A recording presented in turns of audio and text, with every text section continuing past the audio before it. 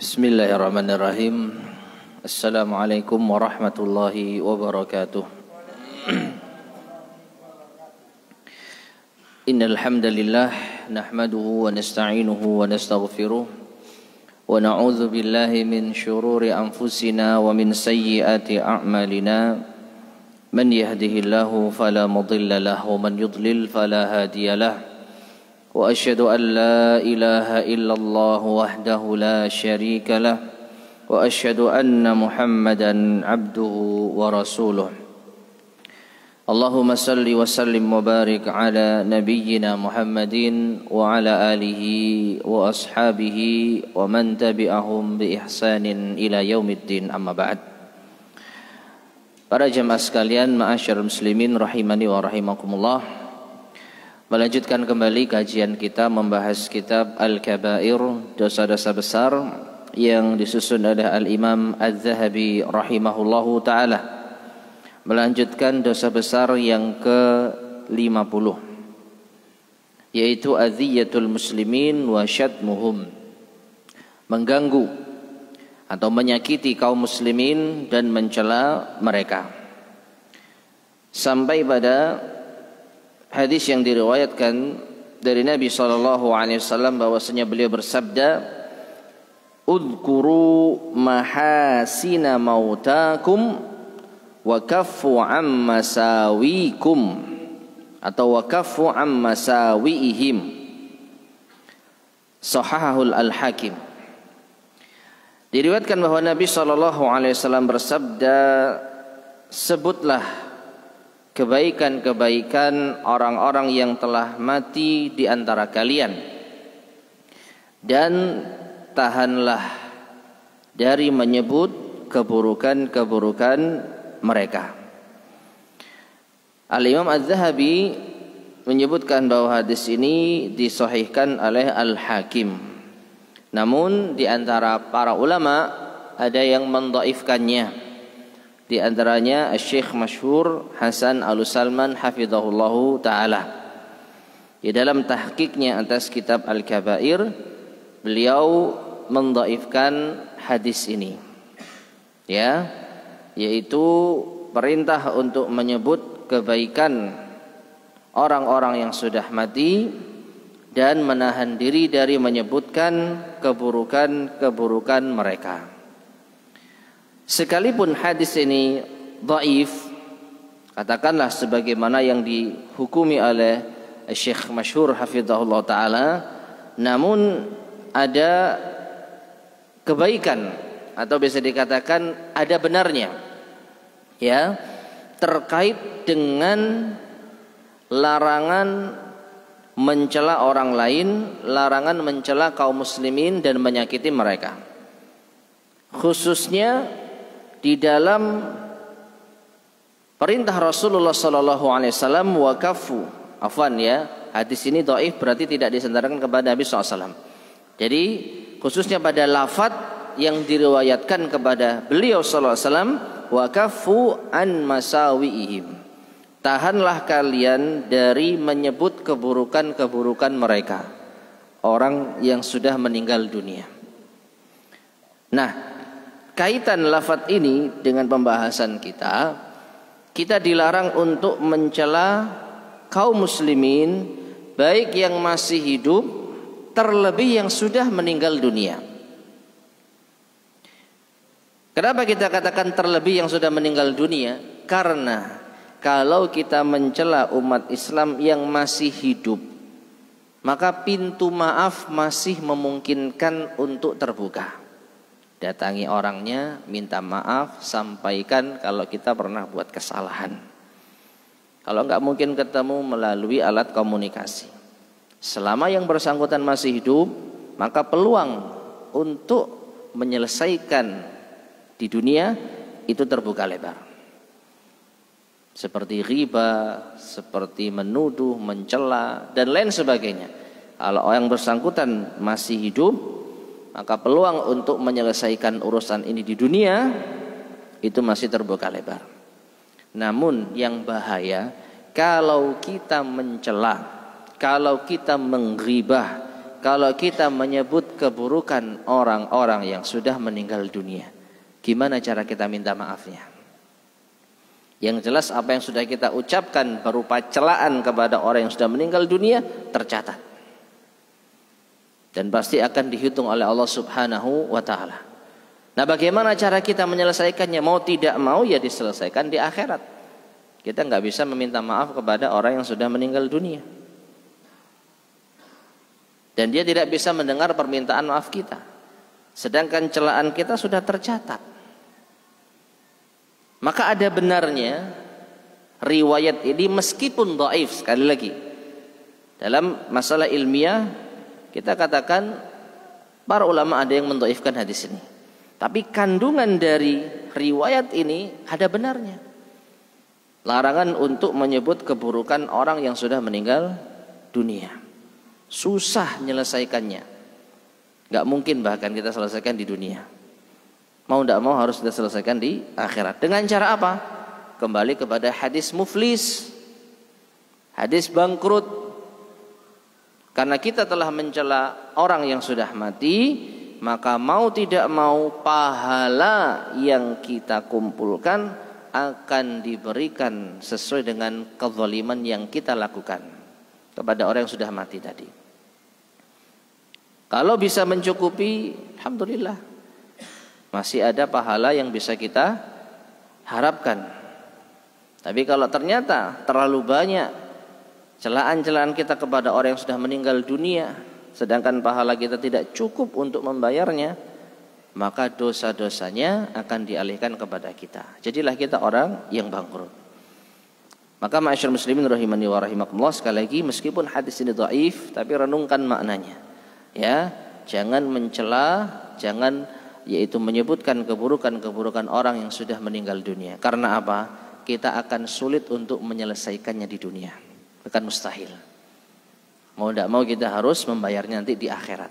Nah kan sayang, pahala yang sudah kita kumpulkan tapi kita serahkan orang lain gara-gara kita mencela orang tersebut. Wallahu a'lam bishawab. Taib. Kemudian berkata al-mu'allif rahimahullah taala wa an Abi Dzar radhiyallahu an. Dan dari Abu Dzar radhiyallahu anhu annahu sami'a an-nabiy sallallahu alaihi wasallam yaqul, bahwasanya beliau mendengar Nabi sallallahu alaihi wasallam bersabda, man da'a rajulan bil kufri aw qala aduwullahi wa laysa kadzalik illa raja'a alaihi. Muttafaqun alaih. Barang siapa yang menyeru kepada seseorang dengan kekufuran, dalam sebagian riwayat memanggil dengan sebutan kafir seorang muslim, ya dihukumi kafir, dipanggil dengan seruan wahai kafir, atau mengatakan musuh Allah, wahai musuh Allah. Walaysa kadzalik, padahal yang dipanggil tidak seperti itu.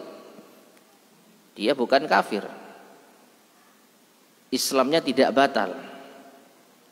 Maka melainkan hal itu akan kembali pada dirinya. Apa itu? Tuduhan kafir itu akan kembali pada dirinya. Justru dirinya lah yang terancam kafir. Justru dirinya lah yang terancam menjadi musuh Allah. Muttafaqun alaih. Hadis ini disepakati kesahihannya oleh Bukhari dan Muslim. Ma'asyiral muslimin rahimani wa rahimakumullah. Hadis ini kaitannya dengan bab kita jelas. Menyebut orang muslim dengan kafir atau musuh Allah itu termasuk menyakiti mereka, termasuk mengganggu mereka. Bagaimana tidak? Siapa di antara orang Islam yang rela dipanggil kafir? Ya, jangankan orang Islam, orang kafir pun terkadang tidak mau dipanggil kafir. Meskipun itu lafaz syar'i, tentu sesuai dengan batasan agama kita. Orang yang kafir adalah orang yang tidak beriman kepada Allah dan Rasulnya. Sehingga siapapun dia yang tidak beriman kepada Allah dan Rasulnya, menurut terminologi agama kita, sah disebut kafir. Ya. Namun tidak dibenarkan ketika menghukumi seseorang dengan kafir karena tidak beriman dengan Allah dan Rasulnya dan rukun iman yang lain, lalu bertindak anarkis. Ini beda pembahasan. Keyakinan itu tidak bisa diganggu gugat. Meyakini dia muslim, dia kafir, dia beriman, dia fasik, itu hak asasi manusia. Ya. Nah, orang kafir terkadang tidak mau dipanggil kafir. Nah, apalagi orang muslim. Dia merasa beriman kepada Allah, dia merasa beragama Islam, dipanggil kafir, maka tentu dia akan sakit hatinya. Kalau dia memang benar-benar orang yang baik, orang yang lurus fitrahnya.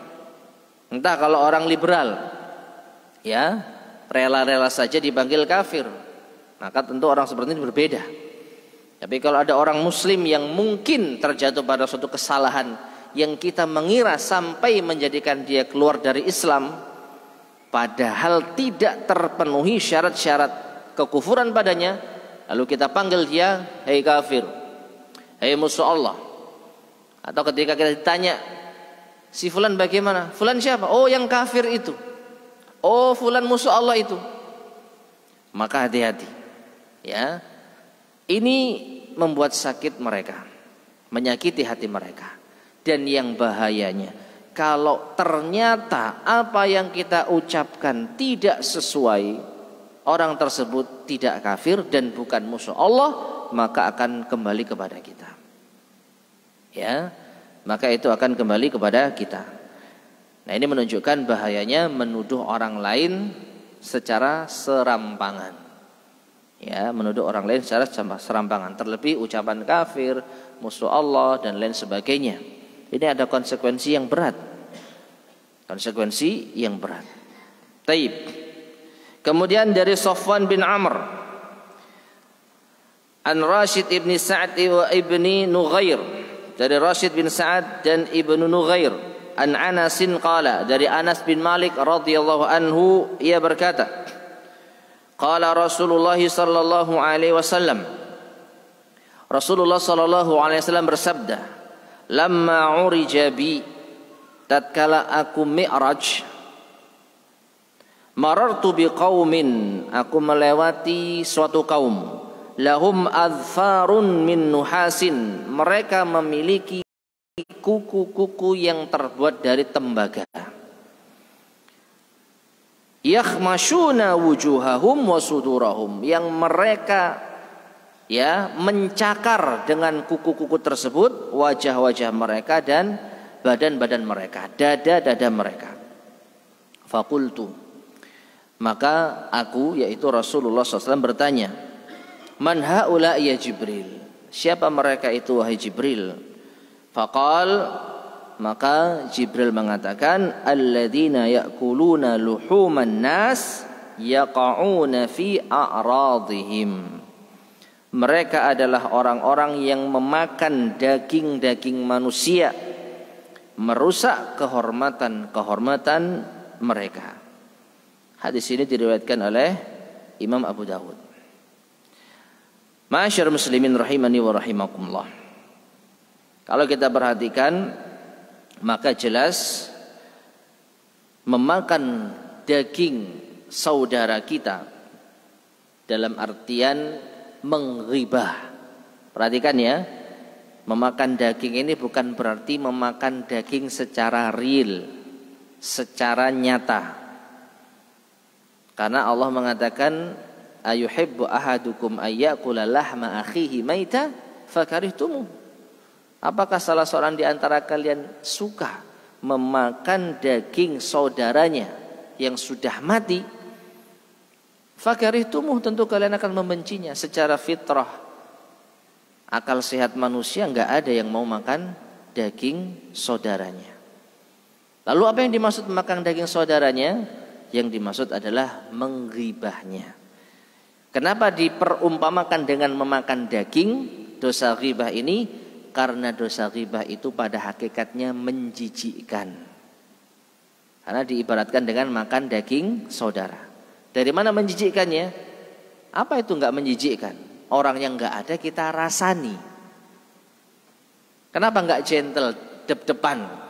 Kamu punya keburukan, kamu jangan begitu, kamu begini dan begitu. Ya, sehingga orang yang bersangkutan bisa menjawab kalau itu tuduhan yang tidak benar. Oh, kamu salah paham, kamu salah sangka, bukan seperti itu kejadiannya. Tapi orang yang nggak ada kita rasa nih, si fulan itu loh, kemarin berbuat demikian. Dia nggak ada hak untuk menjawab. Sedangkan apa yang kita tuduhkan sudah terekam di telinga manusia. Oh, fulan begitu ya. Maka si fulan yang telah kita ghibah tidak ada hak untuk menjawab. Tidak ada kesempatan untuk membela diri. Ini sifat apa? Sifat pengecut, menjijikkan. Makanya diumpamakan dengan memakan daging saudara sendiri. Nah, Nabi SAW tatkala Mi'raj naik ke langit, ya, setelah peristiwa Isra. Isra itu diperjalankan dari Masjidil Haram ke Masjidil Aqsa. Mi'raj diangkat dari Masjidil Aqsa ke Sidratil Muntaha. Dan Nabi SAW diperlihatkan oleh Allah Subhanahu wa Ta'ala kaum-kaum yang disiksa, di antaranya kaum yang memiliki kuku yang terbuat dari tembaga, yang dengan kuku itu mereka menyiksa diri sendiri dengan mencakar-cakar wajah mereka, dengan mencakar-cakar dada-dada mereka. Kenapa mereka mendapatkan dosa atau mendapatkan balasan seperti itu? Karena mereka di dunia telah memakan daging saudaranya, alias menggibah, dan yaqauna fi a'radihim, merusak kehormatan orang lain. Nah, ini bentuk gangguan terhadap kaum muslimin yang harusnya kita hindari. Dan pembahasan tentang riba sebenarnya sudah lewat ya, sudah pernah kita bahas. Namun di sini disebutkan ulang karena riba itu termasuk bentuk menyakiti orang lain dan itu termasuk dosa besar. Taib. Kemudian berkata al-mu'allif rahimahullah, wa qala an-nabiy sallallahu alaihi wasallam, dan Nabi sallallahu alaihi wasallam bersabda, inna minal kabairi, sesungguhnya di antara dosa-dosa besar, syatmur rajuli walidayhi, seseorang mencela kedua orang tuanya sendiri. Qalu, para sahabat bertanya, ya Rasulullah, wahai Rasulullah, hal yashtumur rajulu walidayhi, apakah mungkin ada orang yang mencela kedua orang tuanya sendiri? Qala, maka beliau menjawab, na'am, ada. Yasubbu abar rajuli fayasubbu abah, yaitu tatkala ia mencela orang tua dari orang lain, lalu orang lain pun membalas celaannya, ganti mencela ayahnya. Wa yasubbu ummahu fayasubbu ummahu, ya. Dan tatkala orang ini, ya, seseorang mencela ibu dari orang lain, lalu orang lain itu membalas mencela ibunya.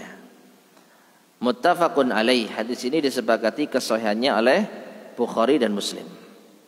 Kita lanjutkan karena hadis ini semakna. Wa fi lafdhin, dan dalam sebagian lafaz, inna min akbaril kabairi, sesungguhnya di antara dosa besar, an yal'ana ar-rajulu walidayhi, seseorang melaknat kedua orang tuanya.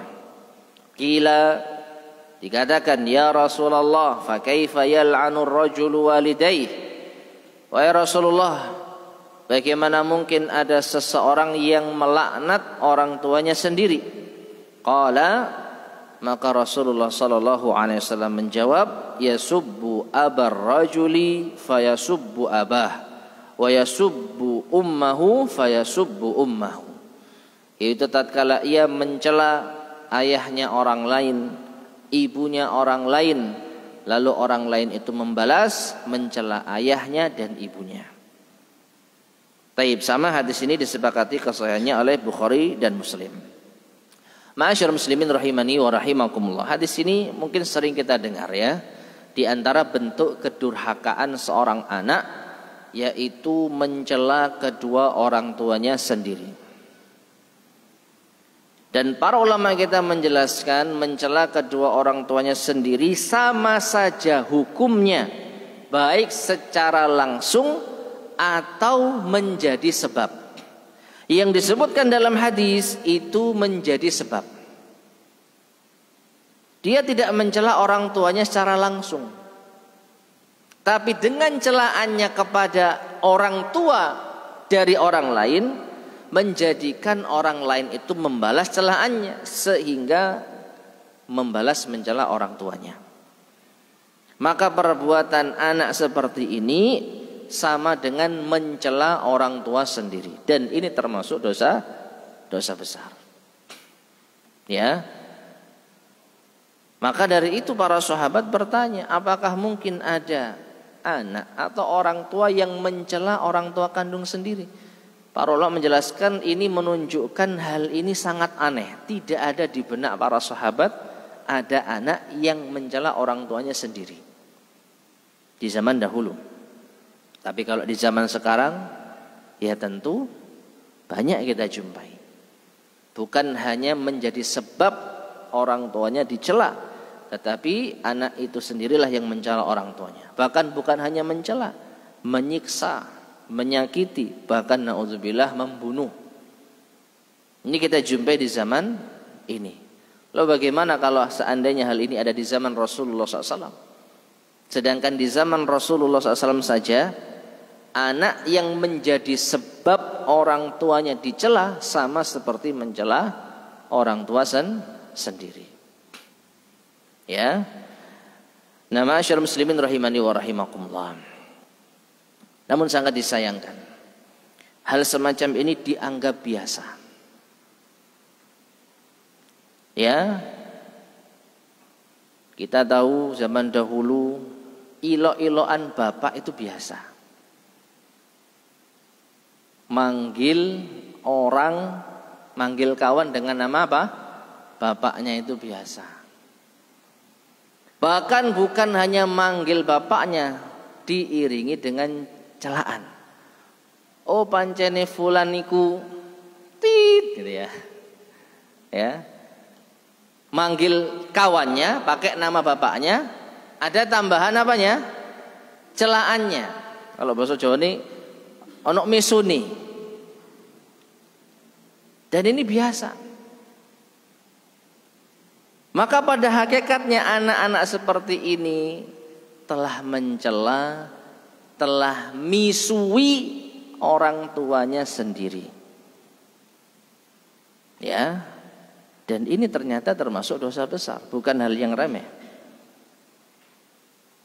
Dan tidak ada orang tua yang ridho namanya diperlakukan seperti itu, dibuat bahan ejekan. Ya. Dibuat bahan olok-olokan. Maka ma'asyar muslimin rahimani wa rahimakumullah, kebiasaan semacam ini hendaknya kita hindari. Dan Syekh Abdul Razak hafizahullah ta'ala ketika membahas hal ini di dalam kitabnya Ahaditsul Akhlaq menukil ucapan salah seorang salaf yang kurang lebih maknanya, kalau ada seorang kawan yang memiliki sifat seperti ini, yaitu durhaka kepada orang tuanya, berani mencela orang tuanya meskipun menjadi sebab bukan secara langsung, maka jangan berkawan dengan dirinya. Jangan berkawan dengan orang yang durhaka kepada kedua orang tuanya. Mengapa demikian? Karena orang tuanya sendiri saja diperlakukan seperti itu, apalagi kita. Sama orang tuanya saja berani, apalagi sama kita. Sama orang tuanya saja berani mencela, apalagi sama kita. Maka tidak bisa diharapkan kebaikan untuk berteman dengan anak durhaka. Kurang lebih maknanya seperti itu. Ya, jadi nasihat bagi para pemuda, kalau ketemu teman yang durhaka sama orang tuanya dan kita tidak bisa memberi nasihat baik padanya, tinggalkan, jangan berteman sama dia. Nanti kita bisa katut. Nanti kita bisa apa? Yaitu ikut-ikutan. Minimalnya kita akan meladeni yang serupa. Kumpul-kumpul, lalu fulan dan fulan ilo-iloan bapak, ilo-iloan ibu. Nyinggunglah kita, mau nggak mau kita balas. Akhirnya kita sama dengan mereka. Sama-sama akhirnya menjadi anak durhaka yang mencela orang tua sendiri. Meskipun tidak secara langsung. Tapi kata para ulama kita sama saja. Kita mencela orang tua dari kawan kita, lalu kawan kita membelas mencela orang tua kita, sama seperti kita mencela orang tua sendiri. Nah, jadi wasiat atau nasihat bagi semuanya, jangan berteman dengan anak-anak durhaka, tinggalkan. Taib. Kemudian waqala sallallahu alaihi wasallam, Imam Adzabi mengatakan, dan Nabi SAW bersabda, la yarmi rajulun rajulan bil fusuqi wal kufri illa irtadda alaihi illam yakun sahibuhu kadzalik. Janganlah seseorang menuduh orang lain dengan kefasikan, dengan kekufuran, atau tidaklah seseorang menuduh orang lain dengan kefasikan atau kekufuran, melainkan itu akan kembali pada dirinya jika yang dituduh tersebut tidak tidak ada sifat itu pada dirinya. Rawahul Bukhari, hadis ini diriwayatkan oleh Imam Al-Bukhari. Hadis ini mirip dengan hadis sebelumnya, yaitu siapa yang menyebut orang lain dengan kafir atau musuh Allah padahal tidak, maka itu akan kembali pada dirinya. Nah, dalam hadis ini, dalam riwayat ini ternyata ada tambahan, yaitu bil fusuq. Sampai pun menyebut orang lain dengan fasik itu enggak boleh. Kenapa? Karena kalau sekiranya dia tidak fasik, maka kefasikan itu justru akan kembali pada kita. Ya, maka kalau berani nuduh orang lain dengan fasik, kafir, maka pastikan dia benar-benar fasik atau kafir. Cuman masalahnya, siapa kita bisa memastikan kondisi orang lain? Ya, kita nggak tahu isi hati orang lain. Kita nggak tahu apa alasannya, mungkin pernah jatuh pada dosa yang terindikasi kekufuran. Lalu kita asal-asalan, oh dia sudah kafir, oh dia itu orang fasik. Kalau benar aman kita, tapi kalau salah, nah balik ke kita. Nah, karena kita nggak tahu benar atau salah, maka jangan coba-coba. Itu kan sederhana. Karena kita tidak bisa memastikan dia kafir atau fasik, maka jangan coba-coba. Ya. Taib. Dan yang terakhir, waqala sallallahu alaihi wasallam, dan Nabi sallallahu alaihi wasallam bersabda, la tasubbul amwata, janganlah kalian mencela orang-orang yang sudah mati. Fa innahum qad afdhau ila ma qaddamu, karena mereka sesungguhnya telah siap menghadapi apa yang telah mereka kerjakan. Rawahul Bukhari, hadis ini diriwayatkan oleh Imam Al-Bukhari. Tapi ternyata ma'asyar muslimin rahimani wa rahimakumullah, ada hadis sahih yang tadi sempat ada perbedaan pendapat di kalangan para ulama tentang kesahihannya, yaitu yang hadis yang pertama kita bacakan di awal kajian, uzkuru mahasina mautakum wa kafu an masawiihim. Ya. Tadi disampaikan ada ulama yang mendhaifkan hadis ini. Namun ternyata kita jumpai ada hadis lainnya dengan lafaz yang mirip, yang sahih, riwayat Bukhari, yaitu la tasubbul amwat, jangan kalian mencela orang yang mati, fa innahum qad afdhau ila ma qaddamu, karena sesungguhnya mereka telah siap menghadapi apa yang telah mereka kerjakan. Mereka sudah mati, mereka tinggal yaitu menerima apa? Tinggal menghadapi, ya, hisab, kebangkitan, hisab, kemudian mereka akan ditanya. Nah, sedangkan kita belum sampai pada tingkatan itu. Kalau kita mencela mereka, lagi-lagi kita nggak akan mungkin bisa menyelesaikan di dunia. Mau nggak mau akan dibawa ke akhirat. Ya, dan tentu saja ini kerugian bagi kita. Tidak ada kesempatan bagi kita untuk meminta maaf, untuk menyelesaikan di dunia. Ini larangan untuk mencela orang yang sudah meninggal dunia. Wallahu ta'ala alam bisawab. Taib, masyarakat muslimin rahimani wa rahimakumullah. Ini akhir pembahasan dari bab yang ke-50 atau dosa yang ke-50. Kita lanjutkan dosa yang ke-51. Sedikit ini insyaallah ya. Al-kabiratul hadiyat wal khamsun adhiyatu awliyaillah, adhiyatu awliyaillahi ta'ala wa mu'adatuhum. Menyakiti wali-wali Allah dan memusuhi mereka. Sebenarnya dosa besar ke-51 itu sudah cukup terwakili dengan dosa besar ke-50. Larangan menyakiti kaum muslimin, larangan mencela mereka. Namun Imam Az-Zahabi menjadikan pembahasan tersendiri larangan mengganggu wali-wali Allah dan memusuhi wali-wali Allah, menunjukkan mengganggu orang yang memiliki derajat tinggi di sisi Allah berbeda dengan mengganggu orang biasa. Ya, mengganggu orang awam berbeda dengan mengganggu ulama. Mengganggu sahabat berbeda dengan mengganggu ulama. Mengganggu para nabi berbeda dengan mengganggu para sahabat. Sesuai dengan tingkat derajat mereka di sisi Allah Subhanahu wa taala. Maka dari itu disendirikan pembahasan ini.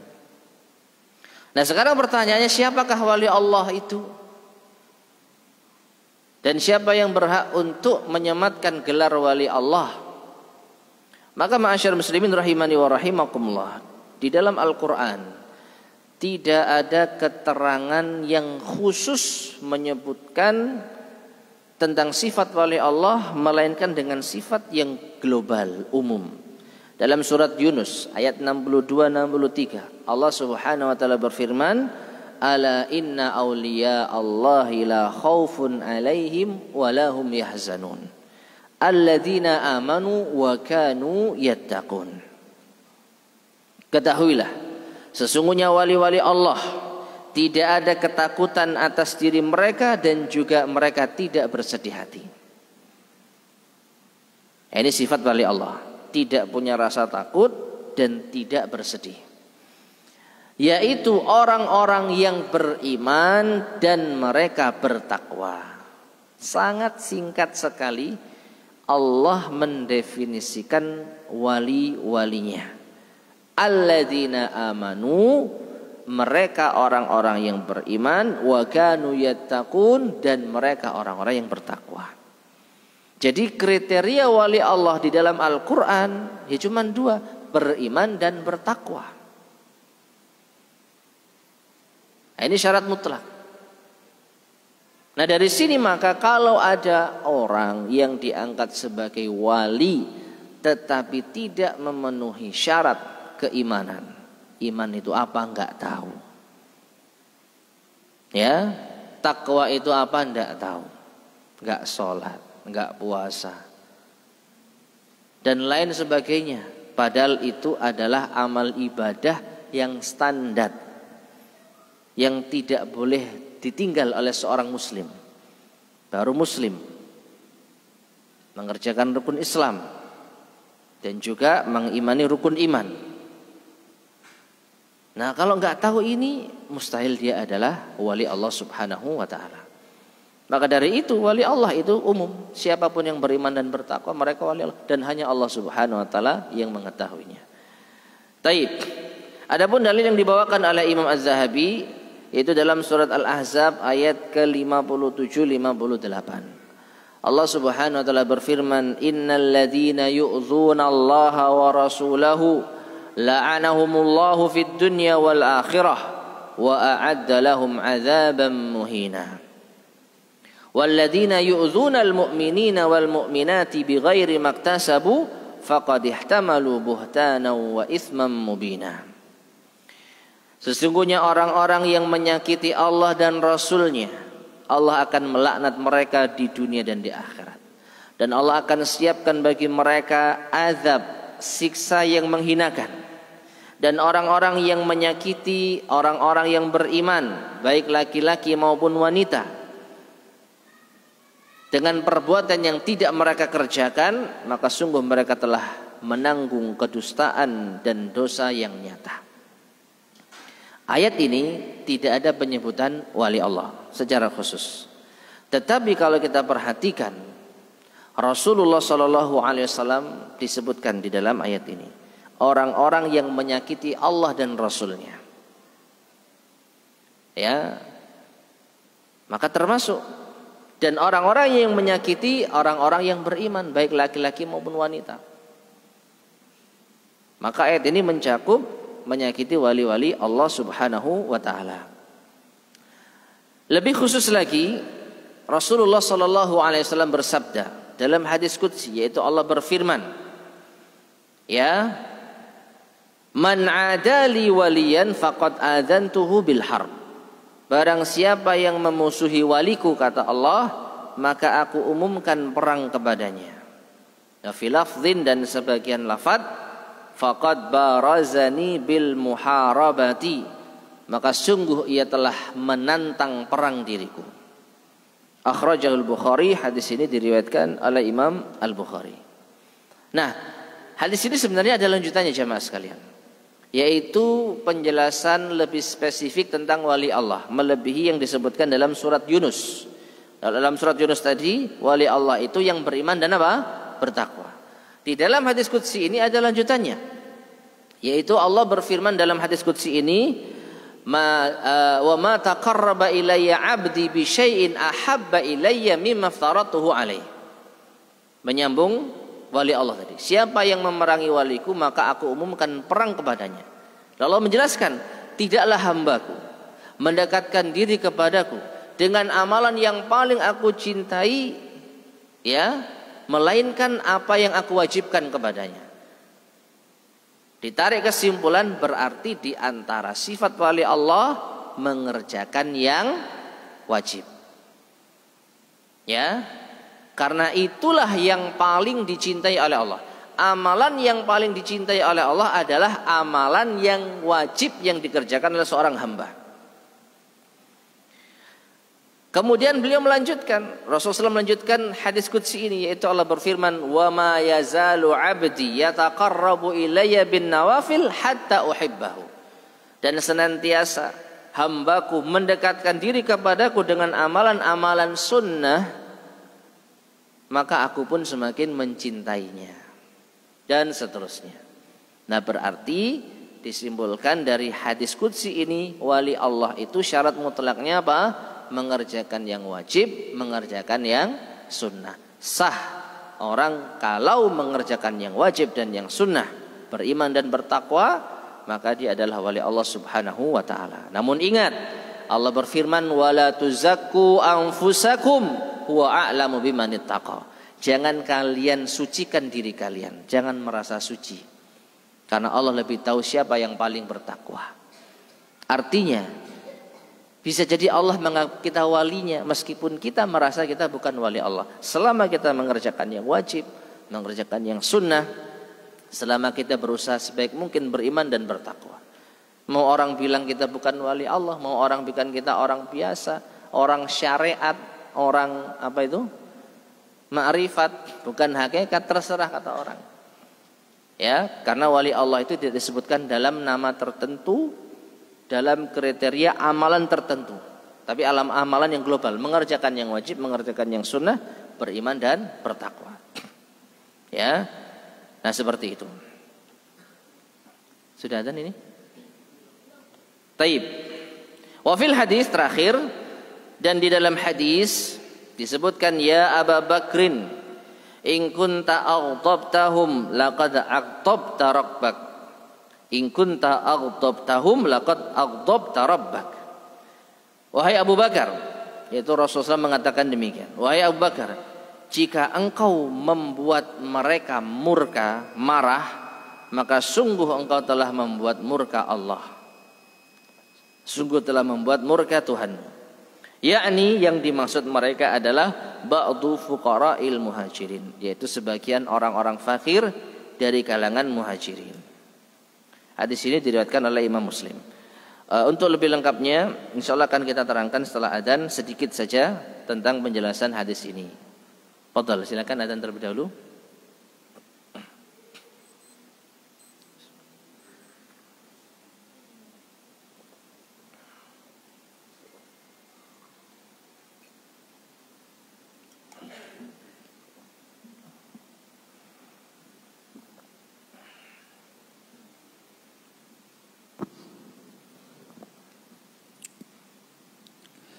Allahu Akbar, Allahu Akbar, Allahu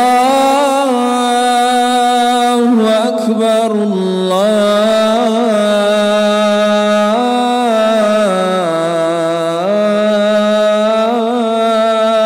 Akbar. Asyhadu an la ilaha illallah.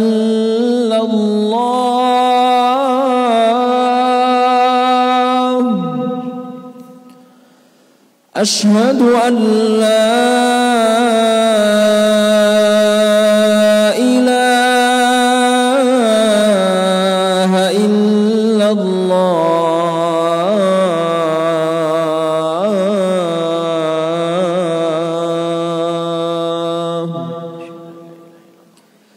Asyhadu anna Muhammadar Rasulullah.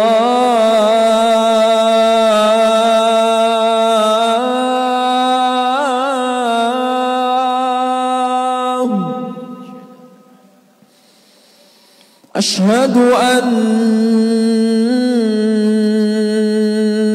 Muhammadar Rasulullah.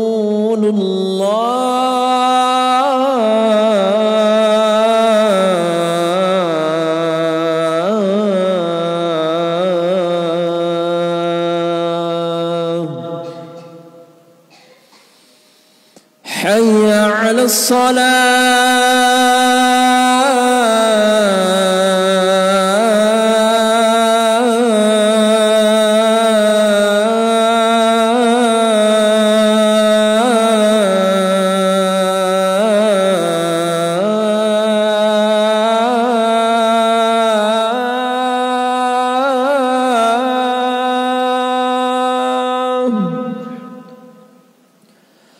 حي على الصلاة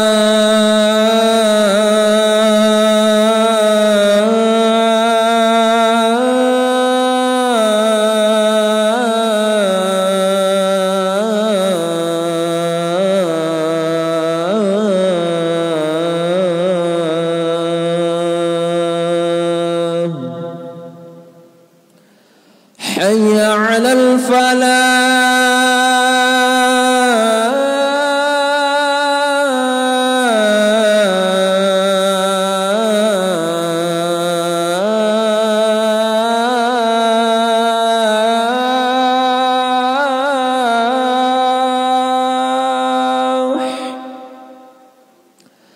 حي على الفلاح.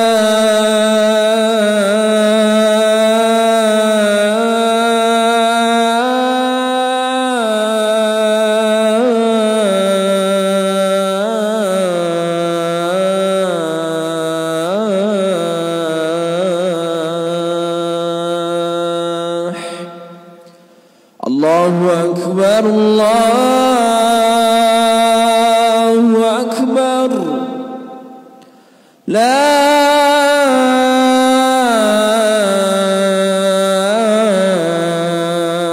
إله إلا الله.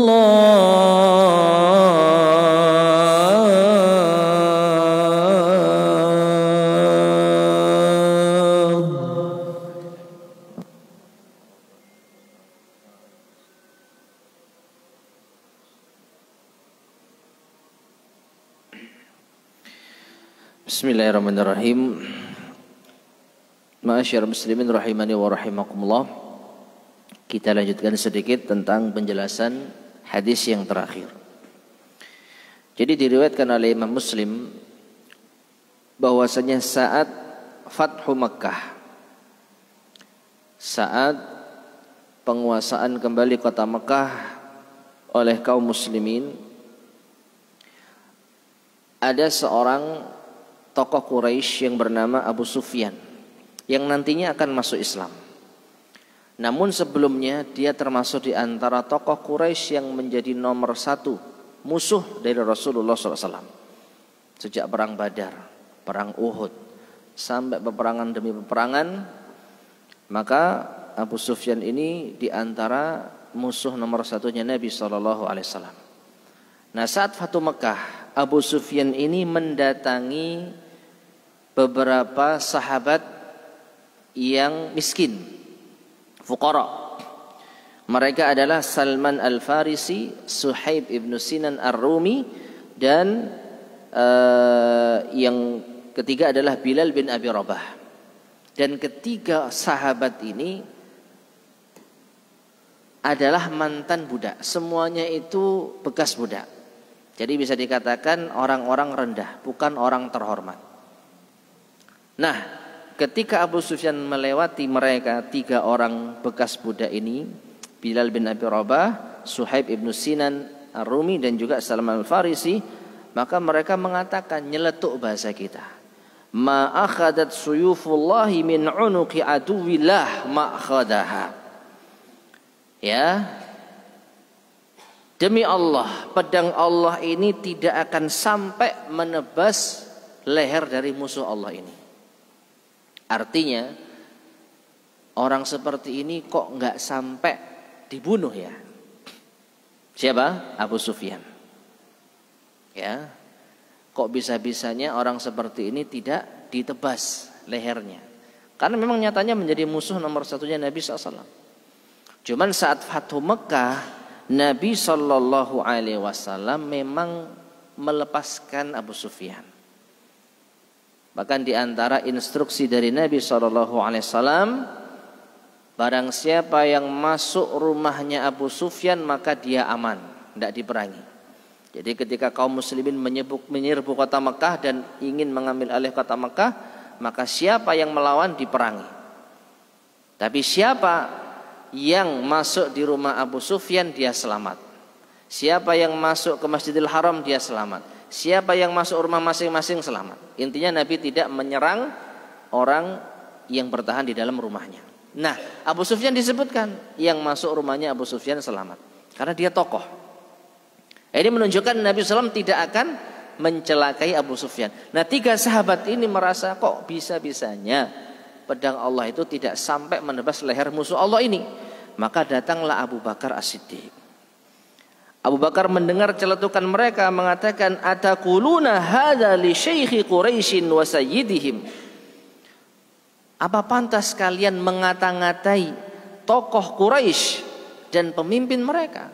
Intinya Abu Bakar enggak terima dengan celetukannya para sahabat tadi. Tiga sahabat yang fakir tadi, bekas budak.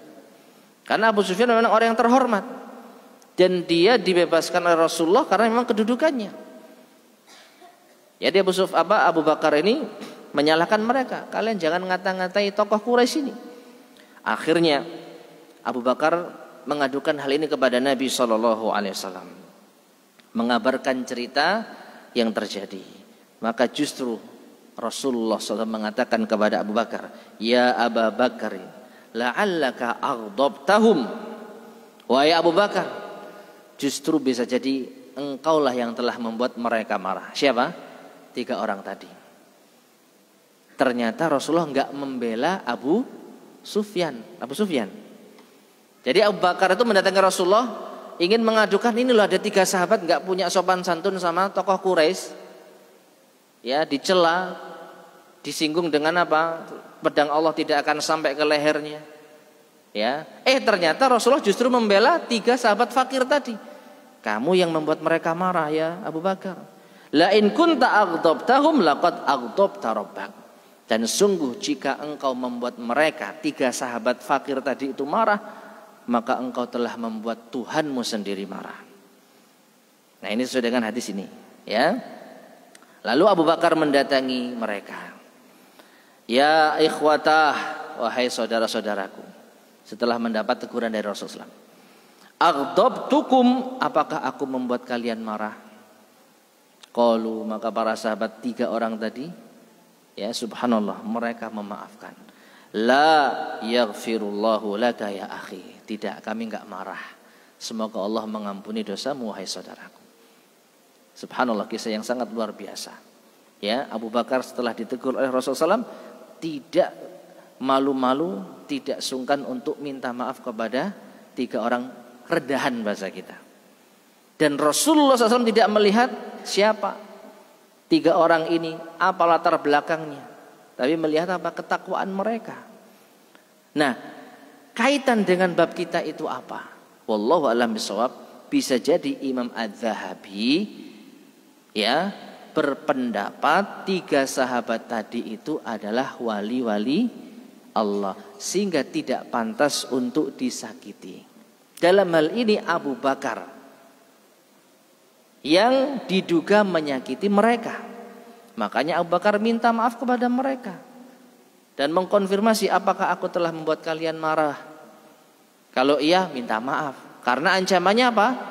Kalau membuat mereka marah sama dengan membuat Allah marah. Dan Abu Bakar enggak mau mendapat murka dari Allah, makanya minta maaf. Ternyata 3 sahabat tadi dengan lapang dada, enggak, kami enggak marah. Semoga Allah mengampuni wahai saudaraku. Subhanallah, kisah yang luar biasa ya. Nah, jadi intinya menyakiti para sahabat, meskipun mereka itu orang-orang yang nampaknya rendah, tapi kalau mereka tinggi kedudukannya di sisi Allah, maka jangan sekali-kali menyakiti mereka. Mereka adalah para wali Allah tabaraka wa ta'ala. Wallahu ta'ala alam bissawab. Taib, ma'asyar muslimin rahimani wa rahimakumullah. Sebelum kita akhiri, di sini ada pertanyaan. Assalamualaikum Ustaz. Waalaikumsalam warahmatullahi wabarakatuh. Afwan, jika tidak salah dengar seperti yang Ustaz sampaikan tadi, bahwa harus menjauhi seorang teman yang durhaka terhadap orang tuanya jika kita tidak bisa menasehatinya. Maaf, saya luruskan, ini bukan hadis Rasulullah SAW. Saya hanya mengutip penjelasan Syekh Abdul Razak yang menukil ucapan seorang salaf. Bisa dikatakan itu petuah, nasihat. Jangan berteman dengan anak durhaka. Ini bukan hadis, jadi kedudukannya tentu tidak sama dengan hadis Nabi SAW. Ya, tapi petuah ini ada benarnya berdasarkan penjelasan yang tadi kita sampaikan. Lalu bagaimana jika hal ini terjadi pada saudara kita, bahkan saudara kandung kita yang durhaka terhadap orang tuanya? Apa kita juga harus menjauhinya karena khawatir terkena bab memutus tali silaturahim? Maka tentu beda antara kawan dengan saudara.